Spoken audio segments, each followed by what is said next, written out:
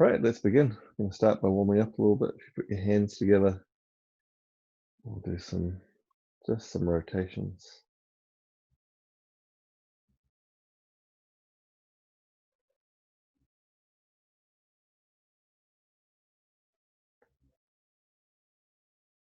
And going the other way.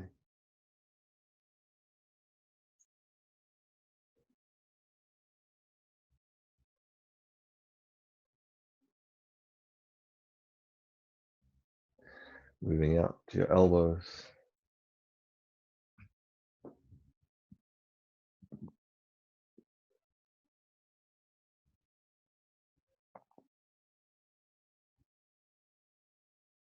And the other way.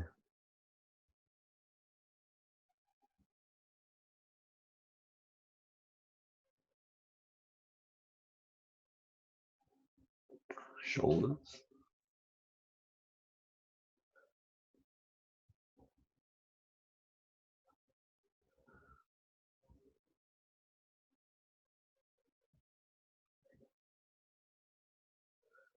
And the other way.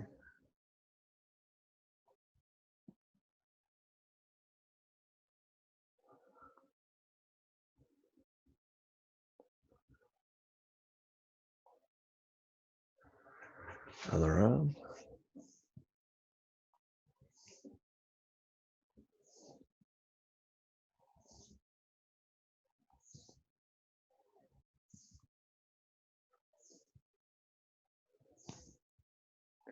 And the other way.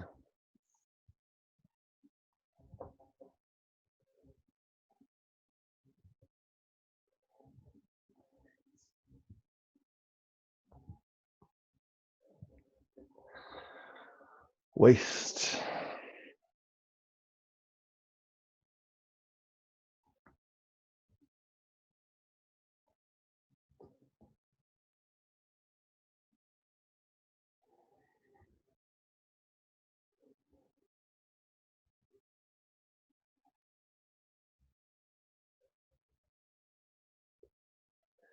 And the other way.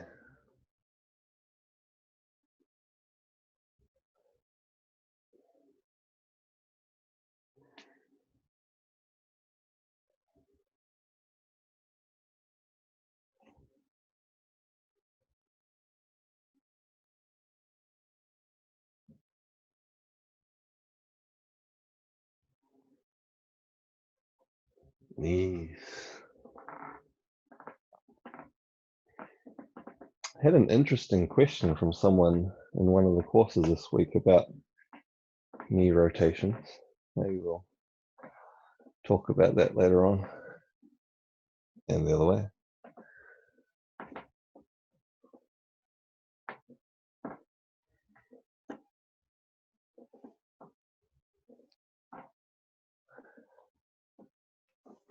Ankles.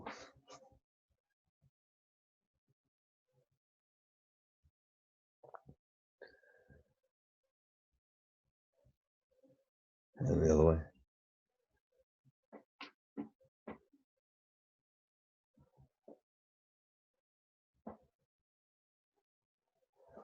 Other ankle.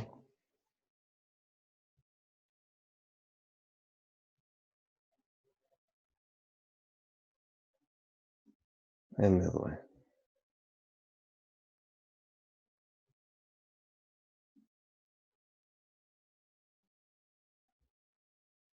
Neck, just tilting forwards and back, forwards, back,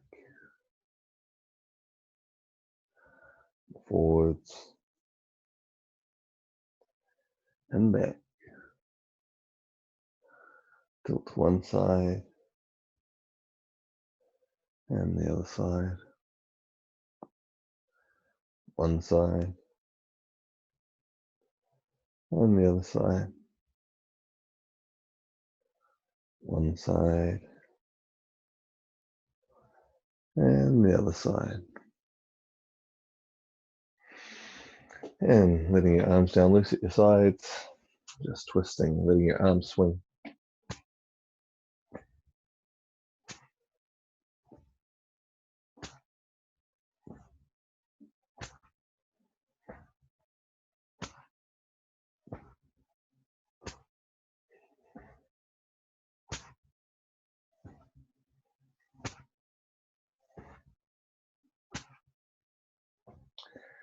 And coming to settle in the middle. So feet shoulder width apart, sinking down, back straight, neck long, shoulders, arms loose and relaxed at your side. We'll take a few moments to tune into our body,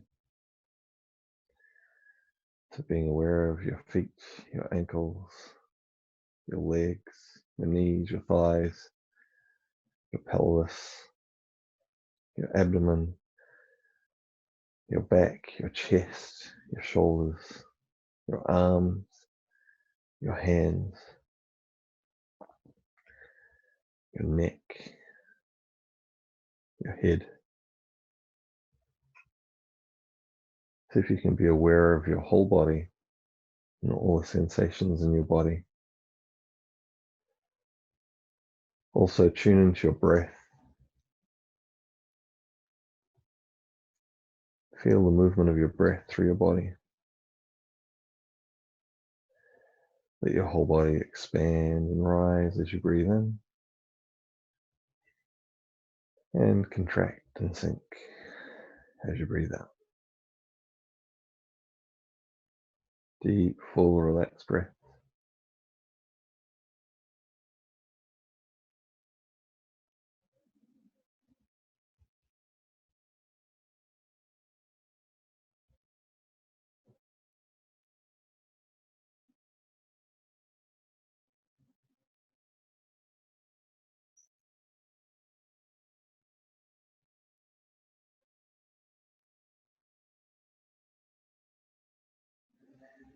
We're going to begin with some 5 waves. So as you breathe out, let yourself sink even further. Then breathe in, raising your arms up to the front. Breathe out, sink, lowering your arm. Breathe in, rise.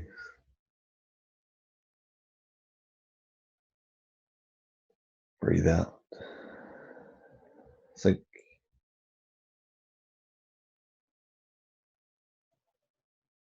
Breathe in.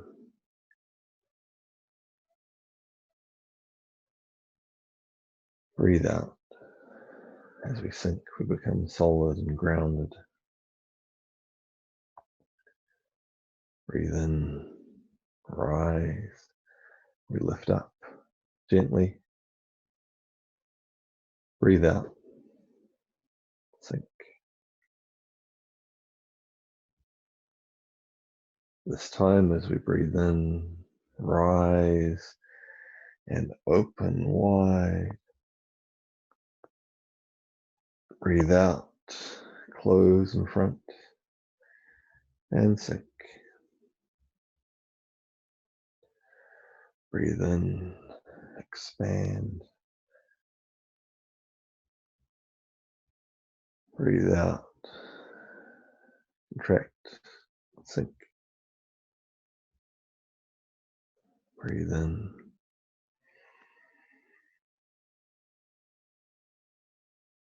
Breathe out.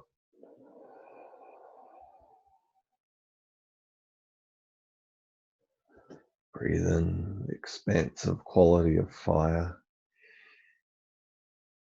coming out from your heart. Breathe out.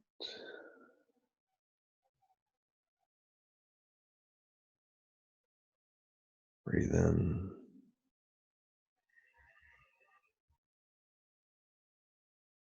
And out.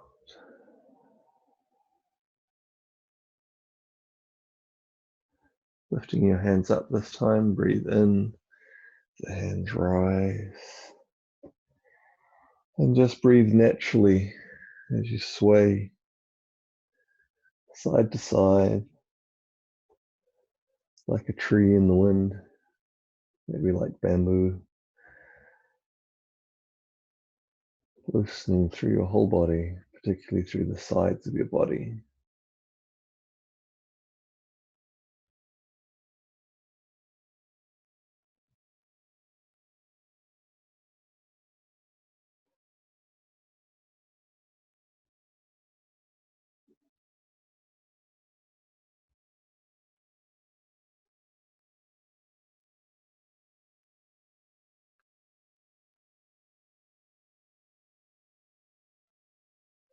Breathe in, lift your hands a little higher. Breathe out, turn your palms towards you, slowly descending, like rain washing down. Breathe in.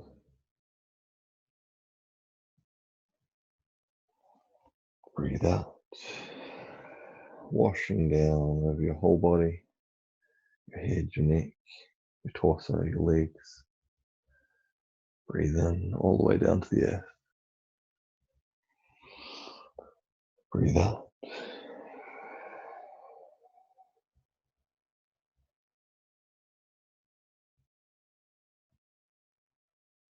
Breathe in. Breathe out.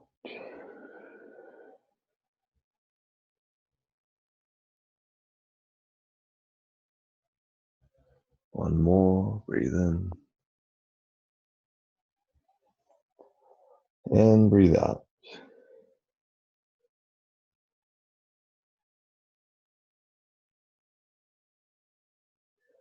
This time breathe in, raise your arms up in front. Bring them back in front of your shoulders, in front of your chest. Breathe out, press and sink. Breathe in, draw the hands back. Breathe out, press, sink. Breathe in.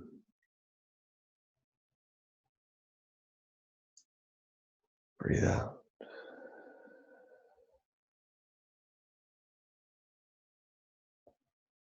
Breathe in. Breathe out.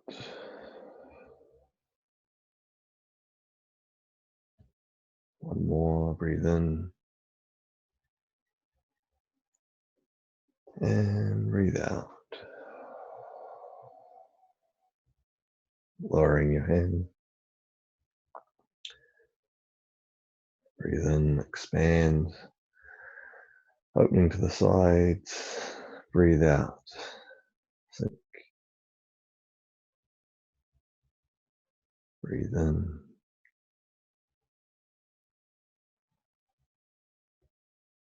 Out.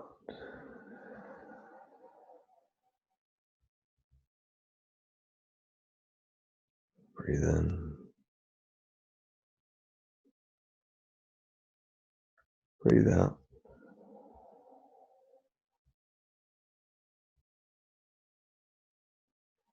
Breathe in.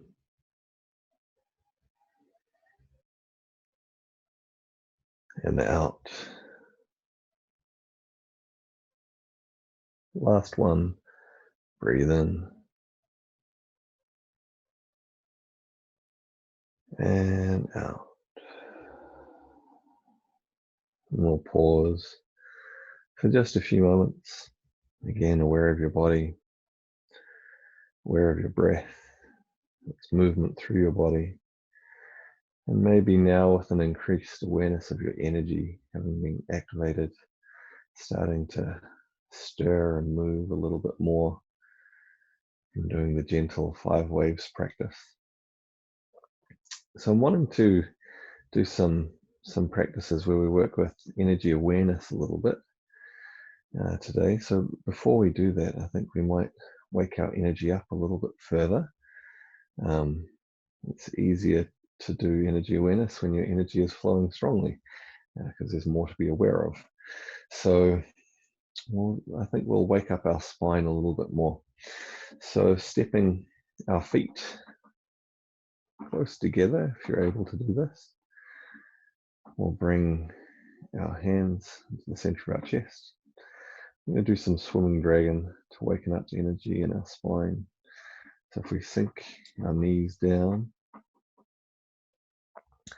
we turn our hands across to one side and extend out. Then we come back, turning the hands over and across to the opposite side. So my knees are going one way, my shoulders are going the other. We turn, coming back.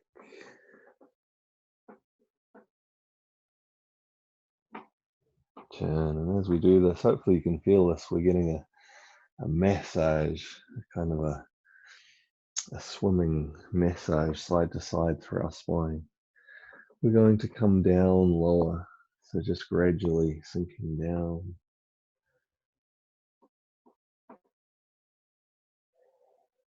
Gradually sinking down further.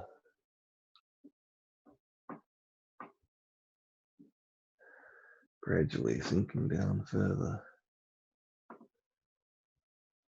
And see, just get to a level that works for you. But we're going to see if we can bring our hands right down close to the ground. And then start to bring them back up.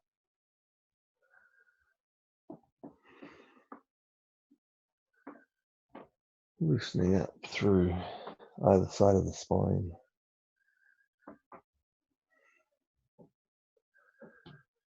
Bring them in front of the chest.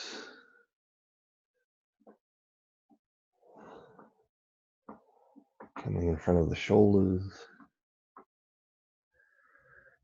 And gradually we're going to bring them all the way up in front of your head.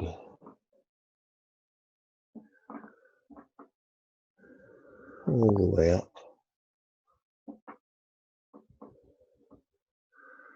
Reaching your hands right up.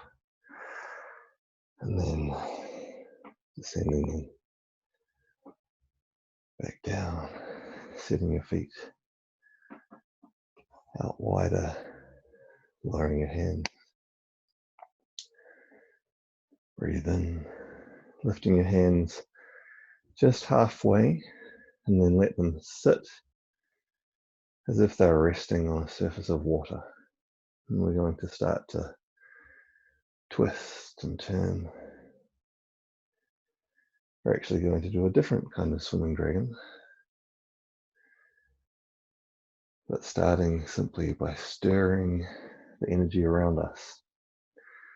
So you can think of this a little bit like as if you're drifting your hands on water and it creates ripples.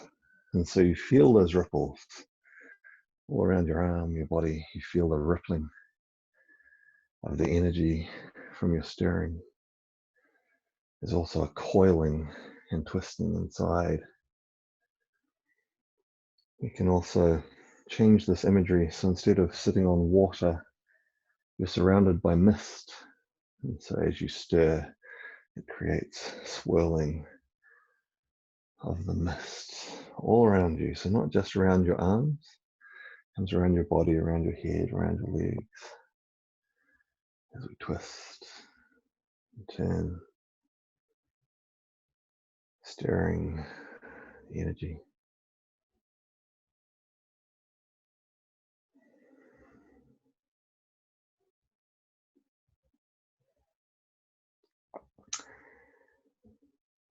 Good. And we're going to do another swimming movement.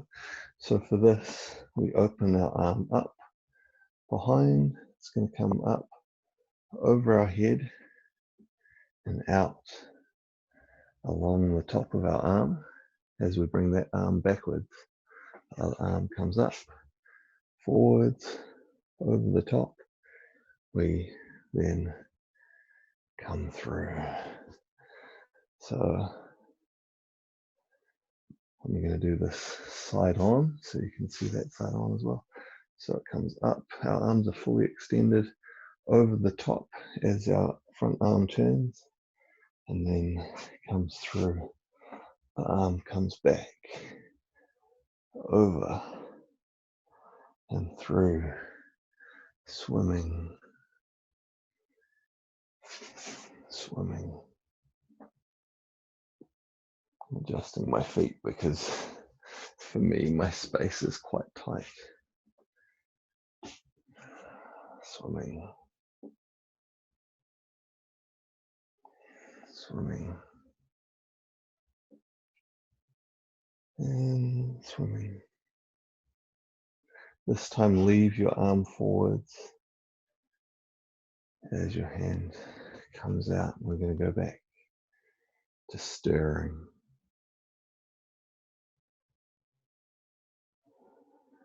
Stirring the energy around us.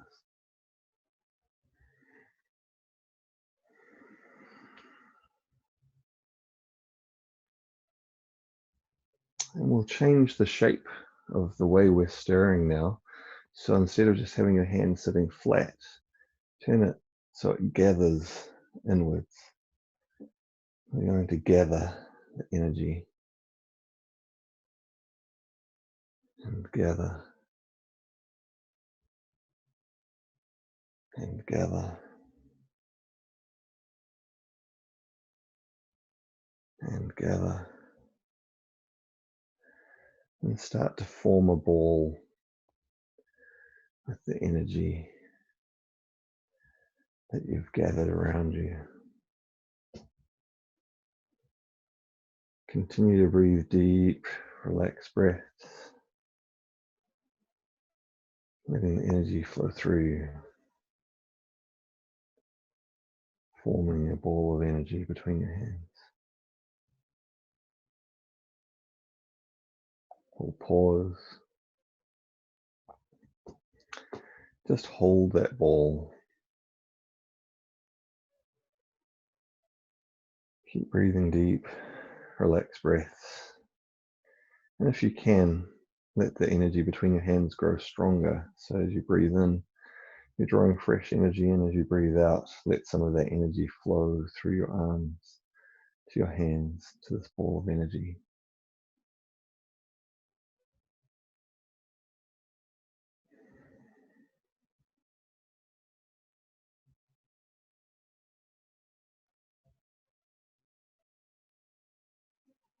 Now we'll lift the ball up.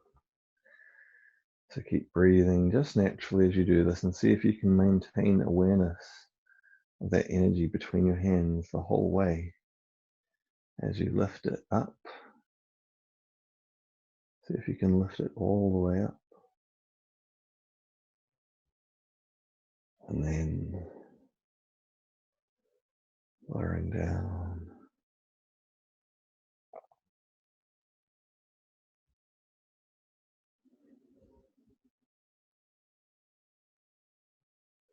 See if you can maintain that awareness of the ball.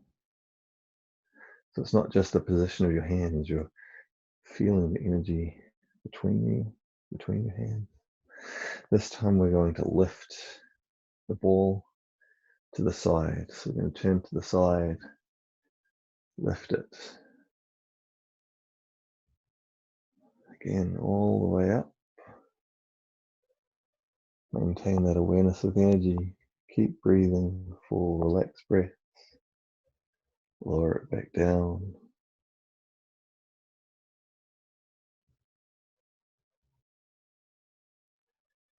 And we'll lift to the other side.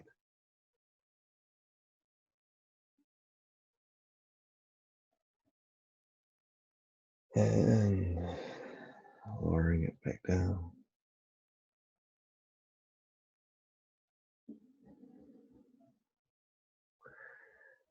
Back in front. Again, rotating your hands around the ball.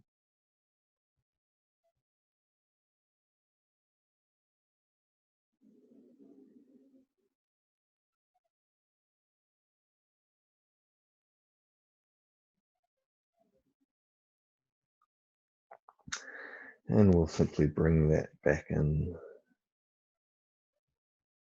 our center. Let that energy return to the center of our body. Bringing your hands to your waist. And maybe setting your feet just a little bit wider. We're going to work on getting the shifting of our weight nice and smooth. So moving your weight across to one leg and then smoothly shifting it across to the other. And smooth shift across the other. So we follow the energy as we do this as well. So you can think of this as if you had two cups, and so one of them is filled with water, the other is empty. So I fill this one up, and then I want to very smoothly pour that energy across into the other. So this one gradually fills, this leg gradually empties. Just a very smooth pouring. We're not wanting to just slosh it around where it spills out. It's a smooth moving pouring of the energy from one into the other. So that's our awareness in our legs. The idea of the cups is just to give you some sense of what we want to be feeling happening in our legs as it fills up, it empties, and fills the other one. Now, of course, the main obvious thing we're moving is our weight. We're smoothly shifting our weight, but as the load shifts, all of the muscles become more active, the nerves become more active, so we start to have more heat, more electricity. The other aspects of our energy also shift along with our weight. So making this nice and smooth. Put your legs wherever is comfortable for you, width-wise. As with lots of these things, it becomes stronger if you go deeper. But you want to do it at a level that works for you with no straining. So if you need to have your legs reasonably close together, that's cool. But if you want to work a little bit more fully into it, try going wider and a little bit deeper. So we're going to try turning our feet now. So the leg that's empty, turn the foot inwards and then shift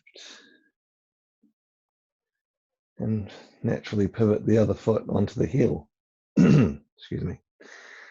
We're now going to shift, turn that foot inwards. As we pivot, shift our weight, the other one coming onto the heel. So turn the foot in, shift the weight, pivot, and turn the body. Turn the foot in, shift the weight, pivot. Nice, smooth turning. It's much easier to turn when we take the weight off whatever it is that we want to turn first. Nice, smooth turning. So now we'll work with a forwards and back shifting of our weight. So facing in one direction, all of our weight, our back leg is filled. We're then going to transition smoothly, again, pouring our weight, our energy into the front leg. Then we pour the weight, pour the energy into the back leg. Make sure that your knee comes above your foot, not on the inside or the outside. Pour your weight forwards into the front leg. Pour your weight back into the back leg. Keep breathing deep, smooth breaths as we transition smoothly. We'll then turn our empty foot in so we can pivot. Turn the empty foot out, shifting, filling up the front leg, filling up the rear leg. Smooth, relaxed breaths.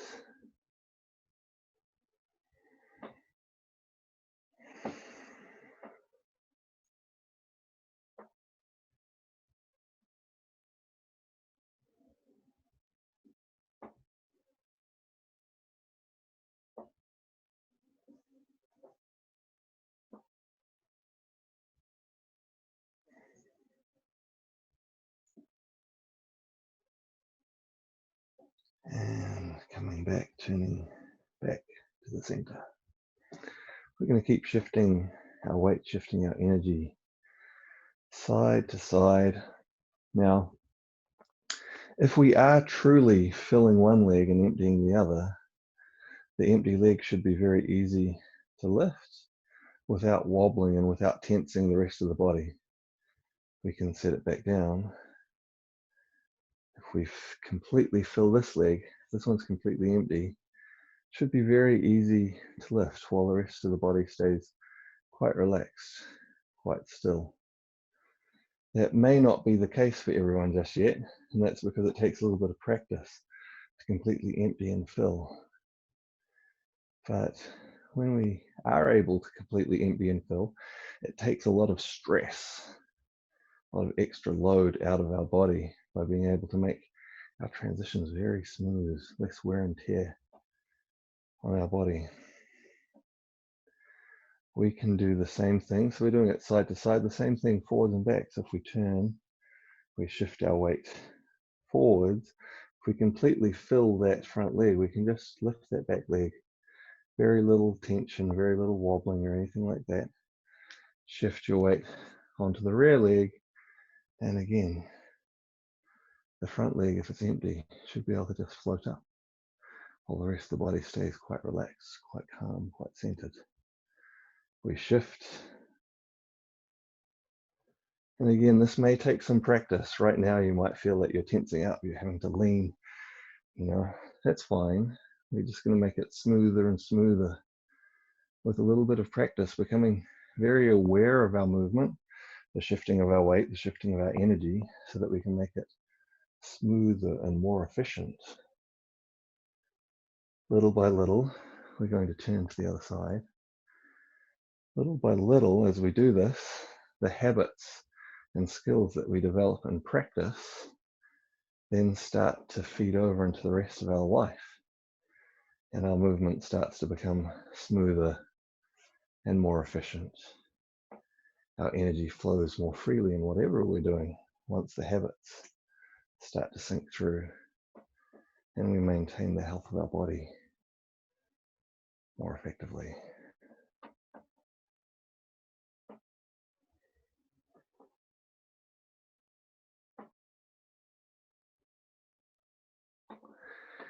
And we'll turn back to the center. Breathe in, lift up. Breathe out. We're just using this little wave as a little break in between. Breathe in and breathe out. Feel the wave rise. Breathe in. Feel the wave sink. Breathe out. And then we're going to try a more challenging movement with our legs. Breathe in, rise. Breathe out, sink. Let the energy wash back down. Just a couple more. Breathe in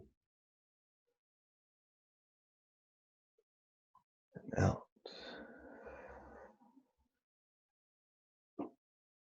One more. Breathe in and out. So for this, we'll put our hands on our waist because we're just going to kind of get them out of the way so that we don't have too much to concentrate at a time. If we shift our weight, so fill up one leg, we're going to try cross-stepping. So this leg becomes completely empty, and we're going to put it down behind us on the ball of our foot. And for now, we're just going to do that. We'll shift our weight back onto that foot that's on its ball. We'll come forwards onto the front leg, unload it, and put it back down. Shift our weight across, shift our energy, fill the other leg up, lift the empty leg, place it behind. We will shift our weight back, then come back forwards, bring our energy, filling up the front leg, lift the leg up, place it back down, shift our weight, lift the leg, Place the foot back, shift the weight, come back onto the front leg, lift, empty that leg out, place it back down, fill the leg, lift the empty leg, nice and smooth, shift it back behind you, smooth, shift, come back forwards, and lift, and down. Okay, we're going to do one more of those on each side before we take it a little bit further. So lifting the empty leg, placing it behind, shift, come back forwards, change the leg, place it down. Once more on this side, smooth movement of the weight, movement of the energy, and come back forwards. So we're going to use this now to turn and pivot. So we place the leg, we shift the weight. You might want to just watch this first, unless you already know what you're doing. Put the foot down behind, and we're now going to shift our weight onto this back leg and pivot the front foot, and then pivot the rear foot. So we're facing the other way. So we'll try that again from the beginning. So shift your weight, fill up one leg, empty the other, lift the foot, place it behind, shift your weight onto the rear leg. Now the front leg is empty, you can pivot it. As your weight shifts back onto that front leg, you can shift the rear foot. And you're facing the other way. Now we can do the same thing. Shift your weight, lift the empty leg, place it behind, shift the weight onto that rear leg, you can pivot the front foot. The weight shifts again, you can pivot the rear foot. And hopefully you're facing back to the front. We'll try going to the other side. So we shift our weight, lift the leg, set it behind, shift the weight onto the rear foot. So we pivot the front foot, which is now empty, shift the other foot as it becomes empty. Good. Shift, lift, step behind, shift the weight, pivot, and turn. All right, so we're getting hopefully some smooth movement with our legs, where we can start to shift very smoothly. We're going to do just a little bit of this, combining this together into another kind of swimming dragon. There's many different types of swimming dragon, but the characteristic that really combines them together is, well, it's the swimming motion, which manifests in different ways. If you think of, hopefully you've all seen pictures of a Chinese dragon. If not, I'll give a brief description. Basically, it's like a flying snake that has arms and legs, and so it kind of twists and coils its way through the air, and it's generally depicted as being surrounded by mist, and so it swims through the mist, and often it will have a pearl or a ball. So between the things that we've been doing, stirring the mist, swimming through the mist, forming a ball, and then twisting and turning our body, we can become a swimming dragon with this sinuous movement right through our whole body.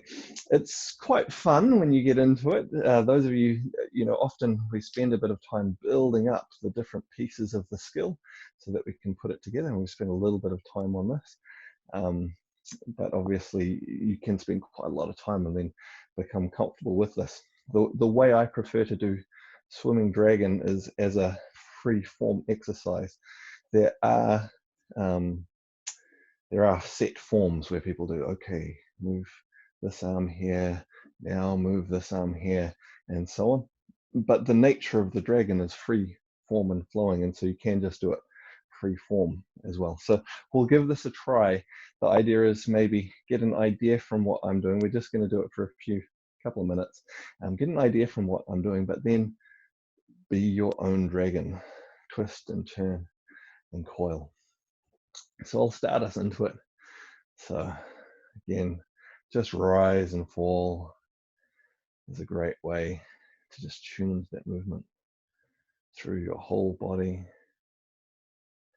Now letting your hands settle and start to stir the mist.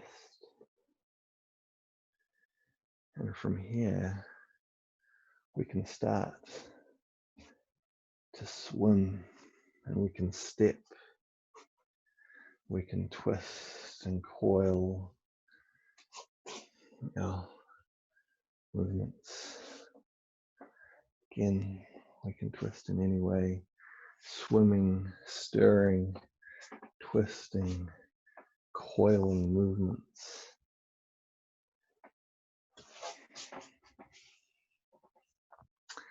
If you want to, forming a ball as you step, holding a ball, twisting, pivoting, taking the ball, playing with the ball or the dragon's pearl, returning the ball inside, return to swimming, stepping, swirling through the mist, bringing the energy in, coiling, twisting. So just have some fun with it if you're able to.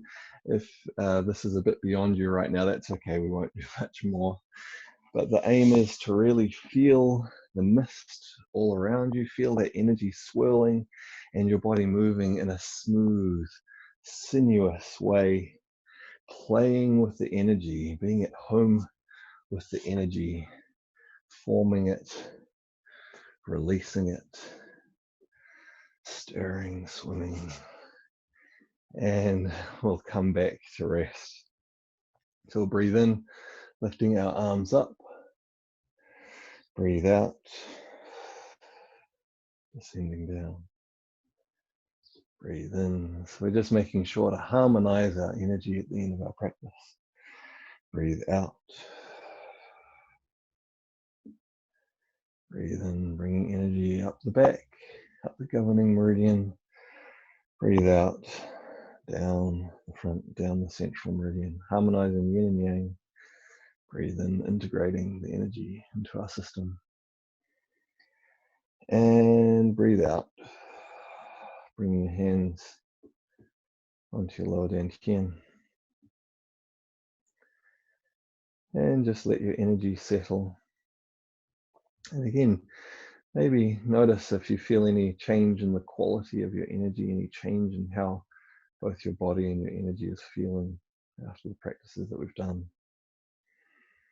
Let that settle and integrate into your body, into your energy system.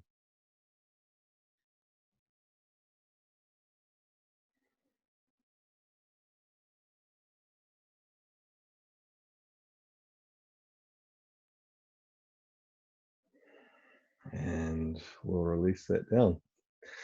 Cool. So we're going to finish that part of our practice, and we'll have a little bit of time for some questions and answers and things like that. As I mentioned, I think I will talk about this question that someone asked me about knee rotations, because I did think it was a good one, which is helpful for people to understand. So the question was about doing knee rotations, which we, well, quite fairly often do as part of our warm-ups, not always. There's other things we do as well, amongst other rotations. And the question was, because the knee is a hinge joint, essentially the knee is designed to move forwards and backwards. It doesn't really have, it's not really designed to move in and out. To do this, the movement's actually primarily coming from a hip. And so the question was, well, if the knee is a hinge joint, is this a good idea to be doing joint rotations where we're working with lateral movement in the knees? And the answer is, as with many things, there's context around it. The answer is generally, for most people, yes, it's a very good idea. Because for our knee, this hinge joint, to be strong and adaptable, because in life, we don't just run on railroad tracks. We're not always on a completely flat surface. Our foot needs to change angles as it sits on different surfaces so it can then exert force through it. And so for our hinge joint to function stably on these different surfaces and angles that it needs to go on, it needs to have just a very little bit of play side to side. It needs to have a little bit of movement, or it will not be able to adapt to these different angles. If our knee joint was rigid, going this way, even the slightest change of surface would put it in a situation where it can't handle the sideways movement, and we would cave or break or fall over if we had any lateral movement to deal with. So by having a little bit of play, it allows us to adjust the angle and surface that we're on, and then effectively send the force through in the angle of the hinging.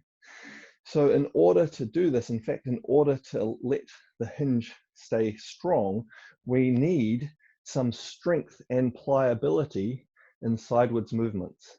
So it's not necessarily a huge amount, but it needs some movement, and it needs to be strong in that, because if it's not strong in that, it starts to move into that sideways movements, and maybe it goes too far and then injures the knee. So this is one way that we can build that a little bit. We're not aiming to push this too hard at any point, but we're exploring the movement around our knee. And as we do this, we're building that flexibility, that strength around it, which will actually help to hold it stable for its hinge motion. So hopefully that makes sense. Now, again, in context, I'll make a note about this as well. As we do this, so it looks like my knees are moving like quite far to the side. They're not really. They're only moving very little bit. A lot of the movement is actually coming from my hips and my ankles. So the sideways movement of that hinge joint is actually very little, but we are developing that strength and stability so it can support the knee. Now, the exception to this will be if someone has a knee injury, or their knees have become very degraded, and so they have weakness and injury in their knees. They may still be able to do this, but they'll need to do it very gently to build that strength and flexibility little by little. Or if it's too bad and it is aggravating it, well, it may not be a good idea for them. Like anything, some things, if you're already weakened in injury, that might not be the thing. You might need to do something more gentle. But just as a little bit of technical knowledge, hopefully something useful to understand some of these movements that might say, well, hang on, is that a good idea? How does that fit? Just to have some context around that. Okay, let's see if anyone has any questions, comments, things like that. So Lisa says, I was completely lost during the last part. That's understandable. It's getting into sort of free form practices is kind of a little bit unusual or challenging to do in this kind of format, because as I mentioned, they're normally the sorts of things that we build up the different skills, the different pieces, and then gradually we start to put it together. And of course, if it's free form, you're not copying me at that stage. You should be working with what you've already developed. So that's why we just did a little taster of that rather than a whole lot.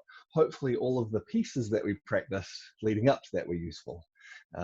Stirring the mist and playing with the ball and shifting the weight and all of those pieces, but then it's another step to take that into a more free form type of practice. Yeah, which is hugely enjoyable. Freeform practices, some people struggle with them, but they're good for everyone to do at least some freeform practice and there's different types of this to help you to fully express and break out of any patterns, but it is a progression to get there. So Beth says, how to train your dragon. Dennis, or massage the knees. Yes, massaging the knees would be useful if if you have issues with them. Okay, Jennifer says, thanks for this session. I'm just learning about Qigong now, and some random Googling says that the 5 animals are a different set than the ones from Animal Play. Yes, so, okay. So here's the question. The 5 animals. What 5 animals? There's lots of different sets. And this is one of the things that is, well, there's huge diversity within all of the Qigong practices, as there's huge diversity in nature. And it's a little bit misleading often when people say the this or the that. It's this, a set of animals, a set of practices that does this, because there's huge diversity and they focus on different things. And I think it's great to have that diversity. It gives us many options to find well, what suits us, what we need, what or maybe just what's interesting amongst this diversity. Let's see, I think there's a bit more to that question. So just wondering about how the set you teach is from instead of deer, bear, etc. Thanks for deciphering, or that there are different sets. Yes, there's many different sets. Specifically though, in terms of some of the difference, so that set of 5 elements that you're talking about with the deer, the bear and stuff, that came from, well, most commonly came from Hua Tuo, so a famous Chinese medicine practitioner of many years ago. But there are other 5 animal sets. The 5 animals that we do within the Animal Play have a stronger relationship to physical development and moving the energy through, for physical capacity. So yeah, different sets with different focuses. There are even some sets, so there are sets that even go all the way through the full Chinese zodiac. So 12 animals. And others, there's lots of them. Okay, John Grafton, when we were lifting the ball, as my arms reached above my head, the hairs on the back of my arms stood up. Then as I brought my arms down, the hairs went down. It was a little disconcerting. Any comments? No problem at all. You're just moving some energy. The energy, it's real. I try to emphasize this a lot. We don't want to just imagine that we're moving energy. We're using our mind to connect to what's happening in our body, but it's a real energy. Often it's very subtle. It's not necessarily you're not going to be turning the lights on and off with it most of the time. But it's a real energy, and we're just working with both our skill with generating that energy and also our awareness of it, because it is quite subtle most of the time. So Juliana says, I loved waking up the dragon in Kiwi land. Yeah. Southern dragon. Chris, is there a wrong way to do freeform practice? Sometimes after I do a structured practice, I just want to move or dance with the energy. Is that viable or just me being goofy? You can do that. In general, there's not a wrong way of doing freeform practice. More specifically, can you do freeform practice wrong? Yes, you can. Just like you could injure yourself dancing. You could do it. If you work within the comfort or what feels good within your body, within your energy, that becomes unlikely. You're going to be able to play with the energy, and you shouldn't have too much hesitation around that. There are, I guess, some more little details on how to do that in a more harmonious way. It takes a little bit of practice and explaining and context around that, but in general, yes, you can play with it. And that's a wonderful thing to do, because the structured practice works the energy in a very structured way, whereas the free form lets it flow and go wherever we want it to do, and it's a great counterpoint to the more structured practices. Cool. So some good questions. Anyone else have any questions or comments? We're just about out of time, but if anyone had anything else I'd like to cover off? And I guess this is the thing as well. You know, some people are making playful comments. One of the things with the freeform practices is it does become easier often to be more playful with the practice, and that's a healthy thing. You know, often if we're focusing on something structured, we're focused on doing it right. You know, whereas with freeform, it gives us the ability to just play and allow the benefit of that to flow through us. Okay, Cosmina, I know the fire is for the fire, but my energetic field cooled down. It was chilly. Why do you think that might have been? Well, that's a rhetorical question I can answer, of course. So yes, so there's fire, but also, did you perhaps use the imagery of a mist? Because we talked about it quite a lot. So you possibly had some imagery of mist around you, which is naturally going to be cooling. And when we did a different kind of dragons, we've done a few different kinds of dragons over the last little while. The different, often dragon, as well as having fire, if you emphasize that element, will often have water. Naturally, the twisting and turning of the spine stimulates the kidneys and stimulates the water element quite significantly. And so we often have the fire and water paired within a dragon practice. And so it can create that cooling effect if we choose to allow it to. Okay. All right. A few more comments, people saying they enjoyed it. So that's great. I think we will finish now. And thank you for coming along, everyone. I will see many of you soon, I'm sure, in another session. Okay, thanks everyone.